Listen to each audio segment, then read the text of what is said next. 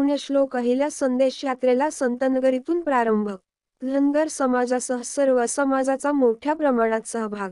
संग्रामपूर तालुक्यातील सर्व धर्मीयांकडून ठिकठिकाणी यात्रेचे उत्स्फूर्त स्वागत. आज 26 ऑगस्ट 2024 रोजी सकाळी 8:30 अहिल्यामाता रथयात्रा पातुरा फाट्यावर आली असता जस्तगावच्या वतीने स्वागत व अहिल्यामातेचे मोठ्या उत्साहात पूजन करून पातुरा फाट्यावरून स्वागत करून यात्रा वानखेड फाटा आणि वरवटवरून पुढच्या प्रवासाला रवाना झाली.